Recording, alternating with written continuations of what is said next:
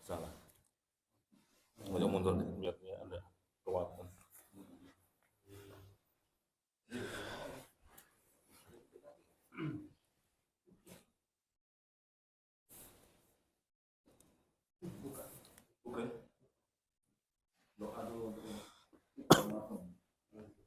Udah almarhum dulu ya. Lu apa salah? Doanya Ustaz.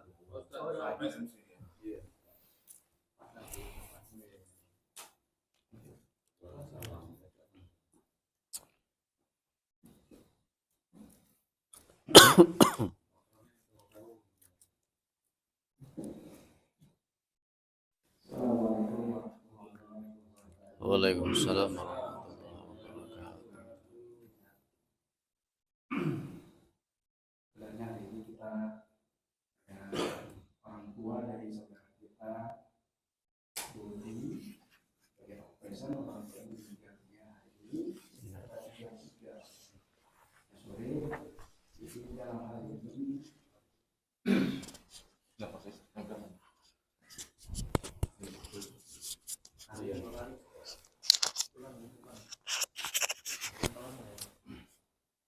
kita sama-sama mengucapkan bela sungkawa inna lillahi wa inna ilaihi raji'un. Dalam hal ini karena teman kita tersebut bekerja yang di area tersebut, tidak salahnya kita membantu saling mendoakan. Dalam hal ini kami mohon kepada Ustadz, mudah-mudahan Ustadz ini agak fleksibel ya, boleh saling mendoakan kepada si mayit, orang tua saudara kita Dodi. Kepada Ustadz dalam hal ini mohon dibimbing. Assalamualaikum warahmatullahi wabarakatuh. Waalaikumsalam warahmatullahi wabarakatuh. Bismillah, alhamdulillah, wassalatu wassalamu ala rasulillah wa ala alihi wa sahbihi wa mawala amma ba'd. Bapak-bapak yang saya hormati, sebelum kita melaksanakan kajian pada malam hari ini, kita diminta keikhlasannya mendoakan almarhum Bapak Mudarto Daini yang beberapa waktu yang lalu telah dipanggil oleh Allah Subhanahu wa Ta'ala. Mudah-mudahan dengan keikhlasan doa kita pada malam hari ini, almarhum diterima segala amal kebaikannya oleh Allah. Amin. Segala dosa-dosanya, kesalahannya mudah-mudahan diampuni oleh Allah Subhanahu wa Ta'ala. Amin. A'udzu billahi minasyaitonir rajim. Bismillahirrahmanirrahim. Alhamdulillahirabbil alamin. Hamdan syakirin, hamdan na'imin. Hamdan na'imin, hamdan yuwafi ni'amahu wa yukafi mazidah. Ya Rabbana lakal hamdu kama yanbaghi li jalalikal karim wa 'azimi sultanik. Allahumma shalli ala Muhammad wa ala ali Muhammad. Allahumma ighfir li Mudarto Daini, Allahumma ighfir lahu warhamhu wa'afihi wa'fu anhu wa akrim nuzulahu wa wasi' madkhalahu. Allahumma ja'al qabrahu rawdatan min riyadil jinan wa la taj'al qabrahu hufratan min hufarir nar. Wasbir qulub ahli baitihi bi nuril iman wa bi nuril islam wa bi nuri la ilaha illallah Muhammadur Rasulullah sallallahu alaihi wasallam. Rabbana zalamna anfusana wa illam taghfir lana wa tarhamna lanakunanna minal khasirin. Rabbana atina fid dunya hasanah wa fil akhirati hasanah wa qina adzabannar. Wa sallallahu ala Muhammad wa ala alihi washabbihi wasallam. Walhamdulillahirabbil alamin.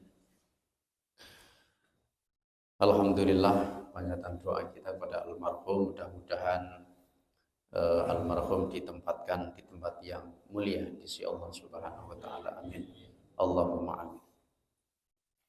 Langsung saja Bapak semua ya. Iya, langsung. Ini berapa menit Pak kira-kira? Ustaz Ari. Boleh, Ustaz. 15 menit saja. Ya. Oke. Baiklah, jadi sebelum kita membahas masalah ilmu pada malam hari ini perlu saya kenalkan ya. Jadi nama saya Ahid Jamaluddin, tinggal di Teran D1, Desa Sri Mulyo, jadi dekat sinilah. Kita di bawah semua menanyakan dari Palembang, nah, sering datangkan dari Palembang kira-kira gitu. Kemudian kegiatan saya sehari-hari mengajar di pesantren, mengajar di sekolah, mengajar di kampus, mengajar majelis taklim, dan seminggu sekali di kantor urusan agama Kecamatan Tunggal Jaya di KUA dalam posisi sebagai penyuluh agama Islam, bukan sebagai petugas pencatat pernikahan. Jadi kalau sekedar konsultasi, biasanya kami dengan kawan-kawan tuh membimbing pranikah dan menjadi konsultan dalam ketika ada tamu datang kantor menyampaikan problem rumah tangganya gitu. Masuk yang menikah lagi. Nah, itu kira-kira. Ya kira-kira kalau persyaratan nikah cuma nambah ini kayaknya agak susah Pak, mending jangan gitu. Itu jadi itu untuk awal perkenalan saya. Jadi nanti kita interaktif saja, materi sedikit saya sampaikan, mungkin ada yang disampaikan, kita diskusi, ya silahkan ya. Jadi kadang-kadang kita ini menemukan sebuah permasalahan hukum ini setelah kita selesai kajian. Benar nggak Pak? Karena sering di masyarakat di jamaah begitu, sering pertanyaan di luar materi, karena memang permasalahan itu keluar ketika di luar kajian. Oh tadi ada masalah ini, ngapa ndak aku tanyakan? Nah jadi PR pertemuan ke depan itu di jamaah di. Kalau di sini pertemuan ke depan ya silakan saja, insyaallah kita ketemu lagi. Jadi pengen saya sampaikan bahwa kita ini makhluk Allah Subhanahu wa taala yang diberikan banyak kenikmatan oleh Allah Subhanahu wa taala. Nikmat ada kalanya nikmat iman, nikmat Islam, dan kesehatan, umur panjang, macam-macam. Dari sekian banyak nikmat yang telah kita terima dari Allah Subhanahu wa taala, ini yang paling tinggi derajatnya adalah nikmat iman. Hal ini disampaikan oleh Rasulullah sallallahu alaihi wasallam. Tuba liman hudiya ilal Islam. Sungguh beruntung orang yang diberikan hidayah oleh Allah dalam bentuk Islam, dalam bentuk iman. Sehingga dengan iman yang kita miliki, yang dianugerahkan oleh Allah, patut kita syukuri. Dengan kita mensyukuri nikmat-nikmat Allah Subhanahu wa taala, maka sering kita dengar salah satu ayat Al-Qur'an, la in syakartum la azidannakum. Bapak-bapak, saudara sekalian yang saya hormati, kalau kita melihat ayat itu, ini adalah lafal-lafal yang penuh dengan keyakinan, meyakinkan janji-janji Allah Subhanahu wa taala. Kalau yang tahu gramatika Arab, la in syakartum, lam pertama itu adalah meyakinkan. Kalau kalian ini bersyukur atas nikmatku, terima kasih Pak. atas nikmat Allah la azidannakum. Ini ada namanya lam taukid juga ditambahi non taukid, artinya penguatan 2 kali tambahannya. Sehingga ketika kita bersyukur atas nikmat Allah Subhanahu wa taala, maka diyakinkan oleh Allah kita akan ditambahkan nikmat tersebut. Bahkan dalam hal ini Allah juga menegaskan berkaitan dengan bersyukur. Ini banyak sekali ayat Quran menegaskan tentang masalah syukur. Udhkuruni adzkurkum washkuruli wala takfurun. Ingatlah kalian kepada saya, kata Allah. Adzkurkum, nanti saya akan ingat pula kepadamu. Washkuruli, dan bersyukurlah kalian kepadaku. Wala takfurun, dan jangan-jangan sekali-kali kalian mengkufuri, mengingkari terhadap nikmatku. Ini pengertiannya menurut mufassirin. Udhkuruni, ingatlah kepadaku di saat engkau bahagia, di saat engkau senang. Adzkurkum, nanti saya akan ingat kepadamu mungkin di saat dirimu, di saat kalian mengalami kesusahan, kesedihan. Artinya apa? Ketika kita banyak mengingat kepada Allah, dimanapun, dalam kondisi apapun, maka pertolongan Allah akan cepat. Istilah sekarang ini kalau galau itu tidak lama-lama, kira-kira akan cepat turun maunah, pertolongan, kabar gembira dari Allah Subhanahu wa ta'ala.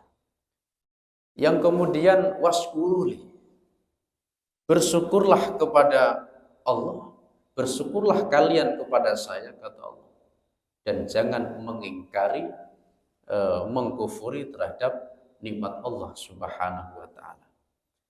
Jadi 2 kalimat yang saling bergandengan antara kalimat syukur dengan kalimat kufur, ini bergandengan. Ketika kita bicara syukur, maka di situ ayat berikutnya ada lafal kufur. Kufur itu berarti tidak mensyukuri. Sering kita dengar istilah syukur. Apa sih syukur itu? Ternyata ulama mendefinisikan antara lain Al-Imam Yahya bin Sharaf An-Nawawi. Beliau mengatakan syukur itu al-i'tiraf bi ni'matil mun'imi ma'a ta'zimihi. Syukur itu yang pertama al-i'tiraf adalah sebuah pengakuan. Bi ni'matil mun'imi, terhadap nikmat yang telah diberikan oleh Allah kepada kita. Kita ini mau nggak mau karena makhluk Allah pasti ngaku kalau nikmat itu sumbernya dari Allah. Karena kita orang beriman. Betul Pak ya? Semuanya ini merupakan sebuah pengakuan bahwa kita semua diberikan nikmat oleh Allah. Tidak ada yang lain, semuanya nikmat dari Allah Subhanahu wa ta'ala. Kemudian berikutnya ma'a ta'dimihi. Tidak cukup pengakuan saja Pak ternyata, tapi ma'a ta'dimihi. Tahu bahwa itu sumbernya dari Allah, pemberian Allah, kemudian ma'a ta'dimihi disertai dengan mengagungkan nikmat tersebut. Apa sih mengagungkan nikmat? Beliau menjelaskan dengan menggunakan fasilitas-fasilitas yang telah Allah berikan kepada kita untuk ditasarrufkan, digunakan hal-hal yang diridhai oleh Allah Subhanahu wa ta'ala. Kita punya badan sehat, kita tahu dari Allah. Mata kita sehat, tahu nikmat dari Allah. Kaki kita sehat, tahu itu dari Allah. Tapi yang kadang-kadang repot ini mengagungkan dalam arti menggunakan nikmat tersebut di jalan Allah Subhanahu wa Ta'ala. Melaksanakan perintah Allah kadang-kadang memang berat. Tapi inilah yang kemudian disebut dengan hakikatus syukri. Kalau sudah dilaksanakan semua, maka itu baru dikatakan hakikat syukur yang sebenarnya. Kalau kita biasanya mendapatkan nikmat sepintas dalam hati, alhamdulillah, disebut dengan syukur bil qalbi, dalam hati, bahasa Jawanya kerentek gitu. Alhamdulillah, naik gaji. Kemudian terucapkan dalam lisan, alhamdulillah. Ini biasa kita lakukan seperti itu. Sudah bagus. Tapi ternyata ada satu hal yang perlu juga kita lakukan dalam merealisasikan syukur itu, yaitu asyukru bil arkan. Syukur dengan anggota fisik, anggota tubuh yang kita punya, yang kita terima anugerah dari Allah untuk kita laksanakan, kita gunakan untuk hal-hal di jalan Allah Subhanahu wa Ta'ala. Kalau mata sehat, cara syukurnya baca Al-Quran. Tangannya sehat, cara syukurnya menolong, membantu, kemudian berinfak dan lain sebagainya. Itulah pentingnya syukur dalam Islam.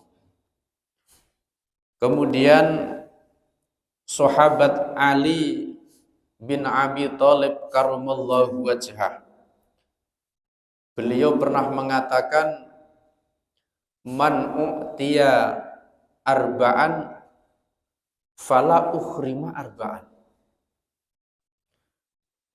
Barang siapa yang diberikan 4 hal oleh Allah, maka dia tidak akan terhalang 4 hal pula. Yang pertama, barang siapa atau orang yang diberikan oleh Allah berdoa, artinya orang yang sering berdoa, fala ukhrima al-ijabah, maka dia tidak akan terhalang dikabulkan doa tersebut. Artinya kalau orang ini suka berdoa, maka dia akan dikabulkan doanya. Karena doa itu dalam Islam penting sekali, Bapak-bapak semuanya. Bahkan Nabi mengatakan ad-du'a saiful mu'min. Doa itu adalah perisainya orang beriman, perisainya orang Islam. Kita kadang-kadang harapan dalam berdoa itu cepat agar dikabulkan. Benar Pak ya? Tapi yakinlah bahwa doa itu semuanya akan dikabulkan oleh Allah Subhanahu wa Ta'ala. Sesuai janji dalam Al-Quran, ud'uni astajib lakum. Ini kan penegasan. Doalah kalian kepada saya. Itu katanya mantap sekali. Astajib, akan saya kabulkan. Nah ini kan kadang-kadang kita nggak yakin. Kapan saya ini doa ini dikabulkan? Ternyata ulama menjelaskan begini Pak. Dikabulkannya doa itu ada kalanya cepat, ada kalanya lambat. Kemudian ada kalanya doa itu dikabulkan di dunia, ada kalanya dikabulkan di akhirat. Oh ternyata itu maksudnya. Kadang-kadang kita pernah doa itu cepat dikabulkan. Pernah Pak ya? Ya walaupun hal-hal yang ringan, ya Allah kita minta begini, ada dikabulkan. Ada yang lama gitu. Ada yang sama sekali doanya udah tahun yang lalu tapi sampai sekarang mungkin tidak merasa terkabulkan. Mungkin itu nanti di akhirat akan dikabulkan oleh Allah Subhanahu wa Ta'ala, sehingga tidak ada yang namanya doa sia-sia. Yang di akhirat itulah nanti dalam bentuk pahala dari Allah Subhanahu wa ta'ala. Jadi intinya doa itu kalau cepat dikabulkan alhamdulillah, masih di dunia agak lama alhamdulillah, kemudian di akhirat masih dikabulkan dalam bentuk pahala dari Allah Subhanahu wa ta'ala. Artinya apa, Bapak-bapak? Setiap doa yang kita panjatkan semuanya tidak ada yang sia-sia. Semuanya akan dikabulkan oleh Allah Subhanahu wa ta'ala. Yang kedua, kata Sayyidina Ali, man u'tiyal istighfar lam ukhrimal maghfirah. Orang yang diberi anugerah oleh Allah beristighfar, meminta ampun kepada Allah, dia tidak akan terhalangi oleh ampunan dari Allah Subhanahu wa ta'ala. Jadi ketika kita beristighfar terus, istiqomah, maka dosa-dosa kita ini akan diampuni, akan terkikis, akan mengecil karena istighfar.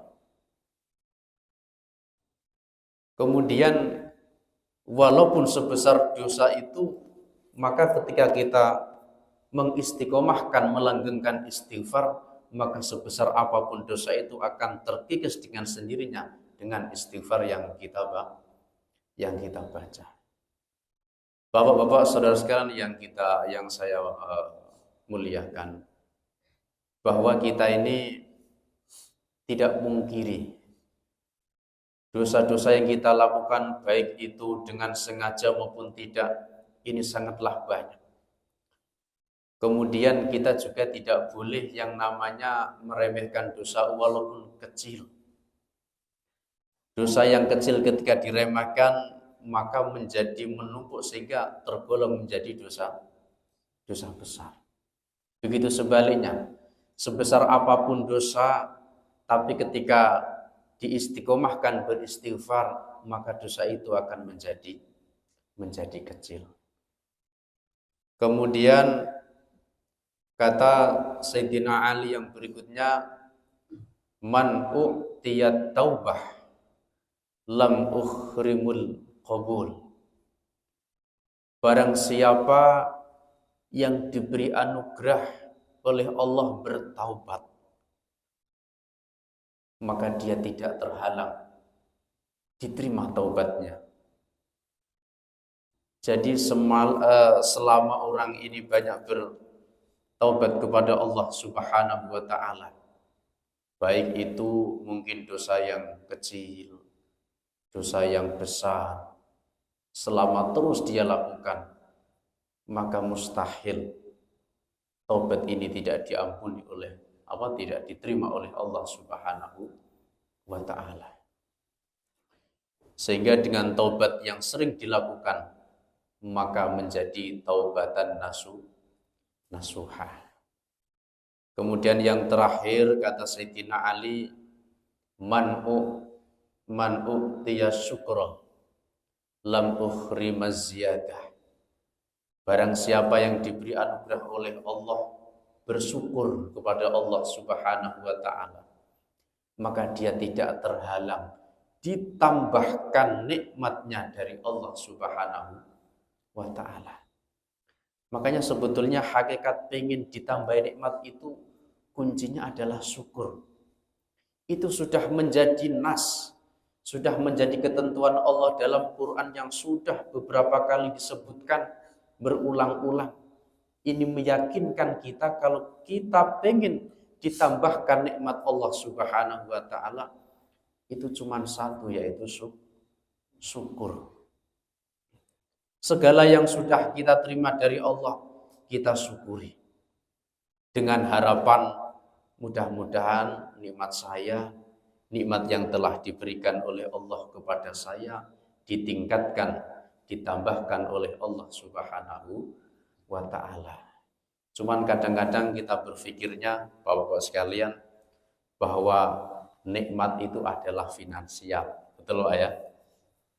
Kita kadang-kadang berpikir, nikmat itu ya finansial. duitnya banyak, itu kira-kira. Tapi bahwa nikmat ini macam-macam. Bisa ibadah kepada Allah seperti yang kita lakukan tadi jamaah, itu nikmat. Karena belum tentu sesama kita, sesama muslim, sesama orang yang beriman beribadah seperti yang kita lakukan. Makanya setelah kita melakukan kebaikan, itu patut kita mengucapkan alhamdulillah. Makanya kadang-kadang saya, Bapak-bapak, setelah sholat itu, setelah melaksanakan kewajiban, itu tentram gitu.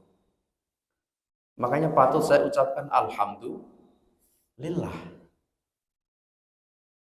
Paling tidak kewajiban kita terpenuhi. Kewajiban kita sudah kita laksanakan, syukur-syukur bisa menambahkan ibadah-ibadah sunnah yang lain. Jadi bentuk kenikmatan itu termasuk kita bisa melaksanakan kebaikan, melaksanakan ibadah kepada Allah Subhanahu wa taala, itu merupakan nikmat dari Allah Subhanahu wa taala. Kemudian nikmat yang lain seperti yang kita tahu secara umum, yaitu rizkinya lancar, bisa mendapatkan rezeki yang halal, badannya sehat, keluarganya sehat, rumah tangganya tentram, tidak suka sowan ke KUA tadi maksudnya. Ya. Itu merupakan bentuk nikmat yang kadang-kadang kita sendiri tidak rasakan, tidak kita tidak sadari. Tahunya nikmat itu ya finansial, duitnya banyak, kemudian ini macam-macam. Kita tidak tahu bahwa semua yang kita laksanakan setiap hari dengan rileks, dengan enak, nyaman, itu adalah anugerah, termasuk nikmat dari Allah Subhanahu wa taala. Kemudian Bapak-bapak yang saya hormati, termasuk kita hidup di negara Indonesia ini patut kita syukuri. Apa Pak? Kita juga melihat di media misalnya ada negara yang tidak tentram, misalnya perang saja. Maka perlu kita syukuri, kita begawe aman. Betul Pak ya? Ada yang nggak sempat sekolah karena dunia negaranya lebih mementingkan perang misalnya. Makanya apa sih kaitannya Islam dalam perspektif kenegaraan itu bagaimana? Ini perlu kita pahami bahwa Islam itu sendiri juga tidak meninggalkan peran-peran yang namanya bangsa dan negara. Kita tahu ada doa Nabiullah Ibrahim di dalam Al-Quran itu, Rabbij'al hadza baladan aminah. Ternyata disebut itu kalimat balad yang artinya negara. Ya Allah, jadikanlah negara ini negara yang aman dan sentosa. Sehingga termasuk dengan bentuk kemerdekaan, kebebasan yang kita alami, yang kita punya, ini bentuk kenikmatan dari Allah Subhanahu wa ta'ala. Ada ayat lain yang menjelaskan tentang kaitannya dengan sebuah wilayah. Dalam hari ini lafalnya qaryah ya. Walau anna ahlal qura amanu wattaqau lafatahna alaihim barakatim minas sama. Seandainya penduduk desa, mungkin dalam penafsiran yang lain, suatu desa, kecamatan, artinya daerah, komunitas manusia. Amanu wattaqau, suatu daerah tersebut, desa tersebut beriman kepada Allah dan bertakwa kepada Allah. Makanya korelasi dalam Quran itu ketika menyebutkan amanu biasanya ada tambahan wattaqau, iman dan takwa. Ternyata iman saja ini tidak cukup, Pak. Harus dilengkapi dengan takwa. Orang bisa takwa harus iman dulu. Maka cukup iman sajalah, yang penting saya meyakini Allah Tuhan saya. Tidak sholat, tidak dibenarkan itu. Bahkan ada ulama menyatakan pengertian iman itu ya beriman tapi juga harus mengamalkan. Jadi salah kalau dikatakan malah yang penting iman, percaya saja kepada Allah, tapi tidak beramal. Tidak beramal artinya melaksanakan syariah, tidak. Apalagi syariah yang kalau kita syariah sholat, puasa, kemudian yang lain-lain. Artinya apa? Bahwa kedua kalimat itu harus berdampingan. Beriman kepada Allah, juga bertakwa kepada Allah Subhanahu wa ta'ala. Kemudian disebutkan kalau sudah suatu penduduk desa itu beriman dan bertakwa kepada Allah, la fatahna alaihim barakatim minas sama. Maka saya, kata Allah, akan bukakan pintu-pintu keberkahan dari langit. Ulama menafsirkan keberkahan dari langit standarnya adalah hujan gitu. Tapi benar, dengan hujan ini akan memberkahi kita semua. Di desa saya, Pak, kan agak musim kemarau ya. Musim replanting ini, penanaman ditunda. Tapi kalau ada hujan mulai gerimis yang agak deras sedikit, itu berkah sekali terasanya. Penanaman langsung dilanjutkan, mungkin. Artinya ini bentuk real keberkahan dari Allah Subhanahu wa ta'ala. Orang gak ada air, susah hujan, ini sudah susahnya luar biasa. Kan ada sholat istisqa, Ustaz. Iya, ya kadang-kadang gak cepat dikabulkan juga. Ya. Artinya apa? Benar bahwa keberkahan itu yang diturunkan oleh Allah Subhanahu wa ta'ala dari langit dalam bentuk hujan, ini sangat menjadi kebutuhan, sangat menjadi hal yang dirasakan oleh kita semua. Ini lagi-lagi membahas bahwa dalam Al-Quran juga menyebutkan kalimah-kalimah yang bernuansa kepada bangsa, negara, desa. Artinya apa? Bahwa Islam ini juga menganjurkan kepada umatnya untuk senantiasa meneguhkan kembali nilai-nilai cinta tanah air. Dan alhamdulillah kita dengan hidup di tengah bangsa yang merdeka. Nanti kalau ada kritik analisa merdeka, gimana tetap masih banyak utang macam itu kan urusan lain itu. Tapi secara kebebasan bernegara, kebebasan kemerdekaan kan sudah. Kalau kita bandingkan dengan misalnya negara yang sedang konflik, kita alhamdulillah banget. Ya, sekolah anak-anak kita ya sekolah dengan aman. Misalnya di Rusia dengan di mana itu? Mana? Ukraina. Bayangkan, Pak. Kapan anak-anak itu mau sekolah bisa nyaman? Ditakuti dengan fenomena perang yang sedang terjadi dan negara-negara yang lain. Oleh karenanya dengan mengisi kemerdekaan pada hari ini yang tadi kita rayakan, kita lakukan upacara, bahkan ada lomba yang merupakan bentuk kehappyan kita, merupakan bentuk kebahagiaan kita memperingati hari kemerdekaan. Namun yang paling penting juga adalah bagaimana kita mengisi kemerdekaan itu dari hari ini sampai ke depan. Nilai-nilai yang kita lakukan untuk kemajuan bangsa dan negara. Termasuk ya mungkin kerja keras. Termasuk kita berpikir bagaimana yang kita lakukan ini bisa ada kebaikan untuk diri kita dan keluarga kita, termasuk bangsa negara yang kita tempati ini. Mudah-mudahan yang kita lakukan ini juga diniatkan khidmah, diniatkan untuk berkhidmah kepada bangsa dan negara. Insya Allah kalau kita niatkan dengan yang baik-baik, ini juga akan menjadi amal soleh buat kita semua. Amin. Karena pada hakikatnya ibadah itu ada yang mahdhah, ada yang ghairu mahdhah.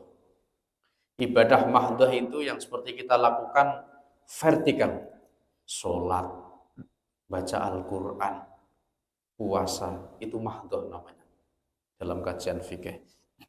Ada ibadah ghairu mahdhah, sosial, Pak. Termasuk yang kita lakukan, pekerjaan kita ini kalau diniatkan baik, caranya baik, ibadah, Pak. Banyak sekali hadis menerangkan misalnya orang mencari nafkah, diniatkan mencari nafkah karena Allah, satu langkah demi satu langkah ini adalah nilai kebaikan, mendapatkan pahala dari Allah Subhanahu wa ta'ala. Itu ibadah. Jadi kita yang hubungan vertikal kepada Allah jelas ibadah, bahkan ini pemahaman mayoritas, betul Pak ya? Kemudian ibadah yang sosial, yang horizontal antar sesama, ini juga nilai ibadah, asal diniatkan yang baik karena Allah Subhanahu wa ta'ala. Semoga apa yang kita lakukan berniatkan yang baik menjadi nilai pahala di sisi Allah Subhanahu wa ta'ala. Amin. Allahumma amin. Barangkali itu yang bisa saya sampaikan, kurang lebihnya mohon maaf. Wal afu minkum wallahul muwaffiq ila aqwamit thoriq. Wassalamualaikum warahmatullahi wabarakatuh. Waalaikumsalam warahmatullahi wabarakatuh. Barangkali ada yang didiskusikan? Yes, silakan. Di luar sambil pempek. Iya. Dingin. Oh, langsung. Iya. Silakan. Ada mana? Ada yang mau? Kira matanya.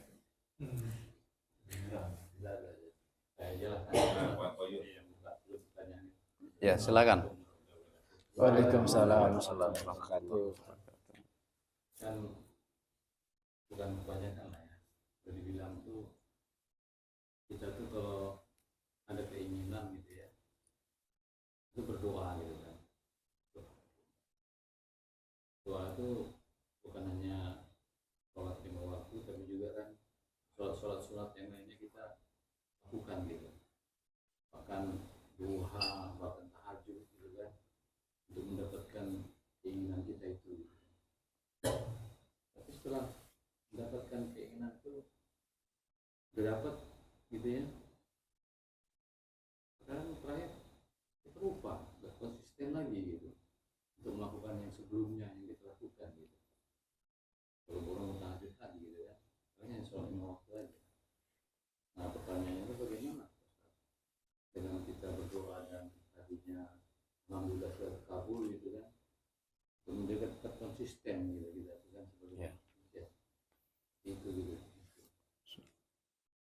Ya, jadi satu.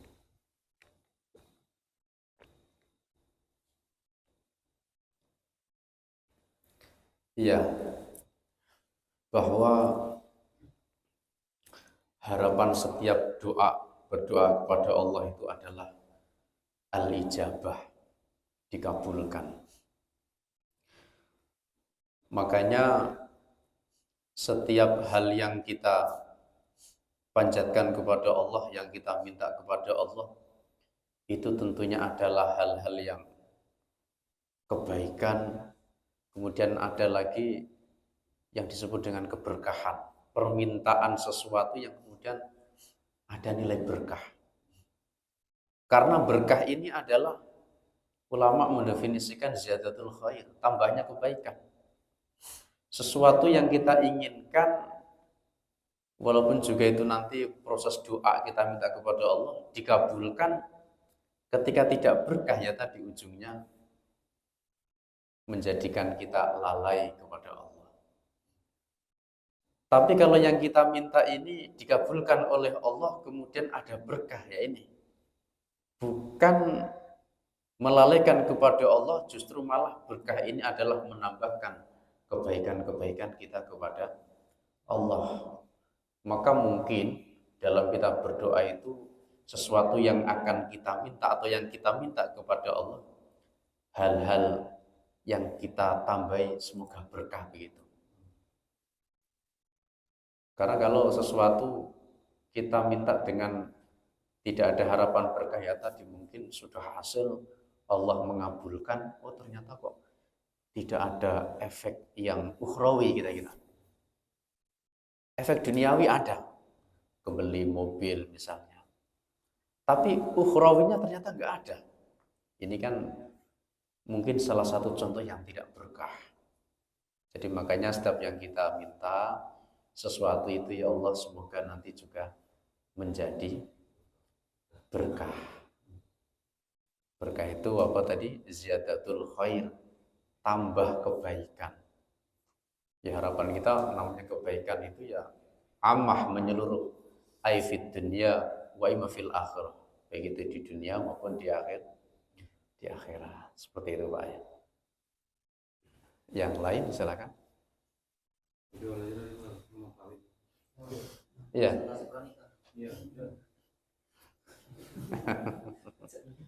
Mau tanya masalah doa juga. Iya. Kalau tadi kata Ustaz itu seluruh doa itu akan dikabulkan. Jadi apakah kita itu berdoanya sebanyak-banyak yang berbeda-beda atau boleh doa itu sama? Iya.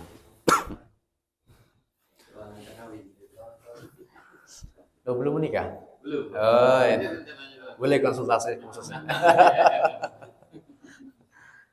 Jadi yang pertama perlu kita lihat firman Allah tadi yang saya sampaikan, ud'uni astajib lakum.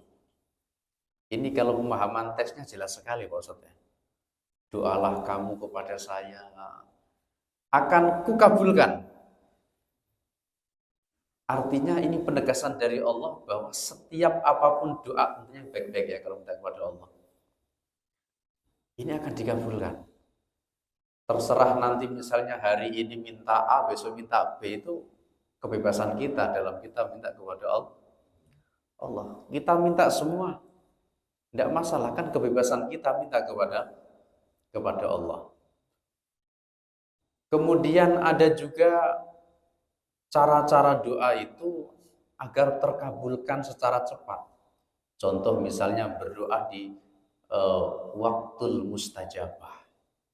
Doa di waktu-waktu yang mustajabah. Misalnya nisful lail, setelah sholat tengah malam. Kemudian hari Jumat saat khotib duduk di antara dua khutbah misalnya. Kemudian saat sujud, karena Nabi pernah mengatakan aqrabu ma yakunu abdu min rabbih fa huwa sajidun. Hamba yang paling dekat kepada Tuhannya adalah saat posisi dia sedang bersujud. Artinya apa? Rasulullah juga memberikan informasi tempat-tempat yang mustajabah dalam doa. Nah, kemudian apa tadi? Sambungannya pertanyaannya? Doanya macam-macam boleh. Ya asal kalau doa kan ya yang bagus-bagus ya. Kalau doa yang jelek itu khawatirnya nanti kalau balik lagi. Jadi doa itu yang baik-baik. Ini harus disertai dengan keyakinan bahwa doa saya pasti dikabulkan. Ya tadi yang sampaikan imma ajilan wa imma muakhir.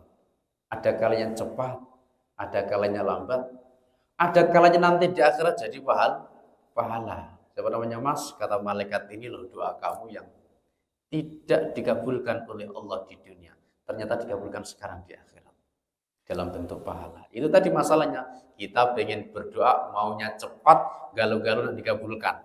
Nah ini kan yang kadang-kadang menjadi problem dalam berdoa. Jadi kalau melihat ayat tadi bahwa semua doa itu dikabulkan. Kalau di dunia tuh sedikit sekali yang dikabulkan oleh Allah, namun doa kalian, doa kita semua terus nanti barangkali di akhirat ini akan diberikan semua oleh Allah dalam bentuk pahala yang lebih besar. Jadi boleh berdoa macam-macam boleh. Cuman kalau saran Rasulullah adalah menyiasati waktu-waktu yang mustajab. Setelah sholat misalnya, tengah malam, dan lain sebagainya. Banyak kalau mau lihat itu. Begitu Bapak-bapak? Ada yang lain? Atau mungkin punya pengalaman, boleh disaringkan. Saya ini pernah pengalaman doa ini Pak Ustaz. Besok langsung terkabulkan misalnya. Ya. Cukup ya? Cukup aja ya sudah, langsung aja lah. Ya, langsung lah. Iya, mau Ustaz. Ya. Oke, baik. Tambah satu lagi saya pertanyaan Ustaz. Ya. Ini Ustaz, bagaimana biar kita konsisten atau bisa beribadah itu khusyuk Ustaz? Biar khusyuk, konsisten, terus biar selalu dalam beribadah itu semangat gitu. Semangat maksudnya itu bertambah gitu Ustaz. Kalau naik turun mungkin masih bagus, tapi maksudnya kadang-kadang ini turun ngedrop. Ini maksudnya biar bisa bertambah dan konsisten gitu Ustaz. Nah, ini bagaimana Ustaz? Triknya Ustaz. Ya. Jadi naik turun ibadah berarti naik turun iman. Jadi imannya manusia itu yazid wa yanqus, kadang naik, kadang kurang. Ini kodrat Pak. Kodrat. Wa imanur rusul yazid. Imannya Rasul. Kalau tadi orang beriman seperti kita, iman Rasul selalu naik. Ini bedanya. Makanya kadang-kadang kita naik dengan faktor tertentu. Kadang dengan faktor tertentu turun, kadang naik. Itu kita, orang mukmin seperti kita. Tapi iman Rasul yazid. Imannya Rasul itu semakin bertambah. Semakin diberi cobaan oleh Allah Rasul itu, semakin naik imannya. Otomatis ibadahnya juga naik. Nabi Ayub yang dicoba penyakit yang jenis penyakit sekarang itu, penyakit kulit sampai konon sejarahnya itu tinggal hatinya. Itu harapannya setan yang menggoda itu imannya turun kan begitu. Tapi ternyata Nabi Ayub itu imannya bertambah. Itu imannya Rasul. Kalau kita yazid wa yanqus, kadang tambah, kadang turun, tergantung kondisi. Cuman bagaimana agar kita bisa ini, tadi ada pertanyaan khusyuk. Khusyuk dalam sholat maupun dalam ibadah, terutama khusyuk dalam sholat itu memang banyak ulama memberikan trik atau kaifiah cara. Salah satunya dengan mengangen-angen bacaan yang kita baca dalam sholat. Kemudian ada satu riwayat suruh kita ini ketika sholat seakan-akan melihat Allah. Tapi kadang-kadang susah juga Pak mengkonsentrasikan itu. Kalau nggak bisa, setiap kita sholat, yakinilah kita ini sedang dilihat oleh Allah. Itu yang agak memungkinkan. Gitu. Seakan kita melihat Allah, itu yang hadis yang masalah iman, Islam dan ihsan itu kan. Itu kita meyakinkan melihat Allah, lagi banyak masalah. Ini tidak konsen Pak. Benar ya? Justru kadang-kadang sholat ini adalah menemukan permasalahan kita di luar sholat. Di dalam sholat kita ingat. Betul gak Pak? Saya itu naruh duit 100.000 tadi itu di mana? Itu sholat Pak, ingat. Oh Allah, tadi itu di sini. Ini namanya berkurangnya iman kita dalam hal ibadah. Kadang-kadang begitu. Faktanya seperti itu. Cuman triknya ya tadi mungkin paling tidak yang standar yang ulama menyampaikan, paling tidak kita mengangan-angan bacaan Al-Quran atau bacaan yang sedang kita baca. Masalahnya saya tidak tahu artinya, ini kan. Ya paling tidak dipelajari dulu.